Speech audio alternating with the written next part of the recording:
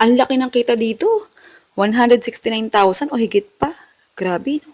So, ayan, sa isang lutuan, naglagay na ako dito ng asukal.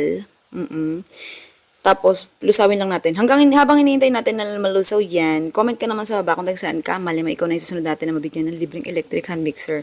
So, pinakulo ko siya para pumait yung lasa. Tapos, ayan, tsaka ko nilagyan pa ng additional na asukal para naglalaban yung tamis at tsaka yung pait. Tapos, tsaka natin lagay yung tubig. Para kahit na lumamig siya, hindi siya titigas. Oo. Okay, tapos, hintayin mo lang siya na malusaw. Kasi mamumuo talaga yan eh. Normal lang yun. Pagka ganyan na yung tsura, pwede mong lagyan niya ng vanilla, pero optional lang yan. Pero kung gusto mong maglagay, o kaya pwede ka rin gumamit ng kalamansi. Kung anong gusto mong ilagay dyan.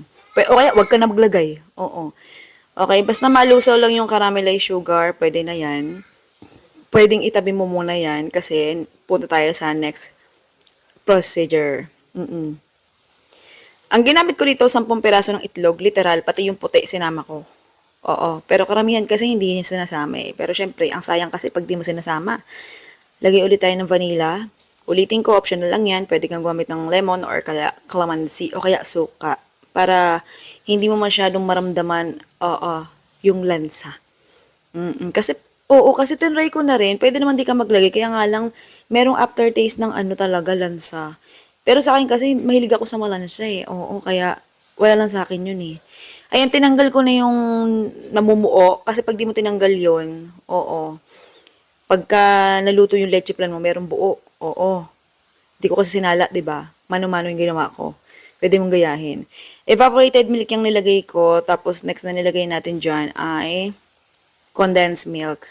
Malapot na gatas. Kahit anong brand pwede mo gamitin dito ha. Pero minsan kasi, lately ko lang na-realize, kahit ang tagal ko na nagluluto, may epekto rin pala sa brand. Kasi iba-iba kasi diba Ricardong ginagamit din nila doon.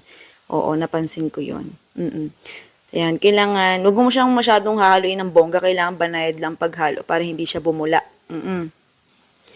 Okay, basta kailangan mag-complement lahat ng ano niya. Mag-incorporate. Complement. Okay, tapos gamit tayo dito garapon. Usually, ang ginagamit na lalagyan sa paggawa ng leche flan, di ba mga microwavable container, yun kasi ginamit ko dati improvise kapag walang kang yanera. Pero madalas talaga yanera, di ba? So, naisip ko kasi, gumawa ako ng dulce de leche, nagtitinda ako noon. So, naisip ko, itry ko kaya yung leche flan sa garapon din, lutuin. Dahil heat resistant naman tong garapon na ginagamit ko. So, ayan na nga. Sa recipe na to, 14 peraso ang nagawa ko. Tapos ganyan lang, kahina, sobra yung apoy mo. Pinakita ko na. Kasi hindi ako magaling magpaliwanag. I-steam mo lang siya ng 30 minutes. Siyempre, yung hina ng apoy or lakas, depende sa laki ng steamer mo. Oo. Don't you worry, kahit wala ka steamer, makakapagluto ka pa rin ng leche flan. Gamit ka improvise. Improvise steamer, ganon. Okay, tapos nung natanggal natin yung takip, lagyan na natin yung nilulaw nila. Oo. Yung ginawa natin caramel sugar kanina. Oo. Di ko na-edit, wag na natin ikat. Ganun din naman. Oo. Hindi ako magaling mag-voice over eh. Kaingit nga minsan yung iba eh, no? Gagaling magsalita. Sana all. Okay. Napakasarap ng recipe na to. Napaka-smooth. Oo. Bongga. Kaya itry mo na. Hindi rin siya sobrang tamis yung leche flan niya. Promise, try mo na. Okay, ito na yung costing. Grabe, laki ng kita dito, kaya itry mo na. Oo, grabe, bongga. Sige na, goodbye, good luck. Love you.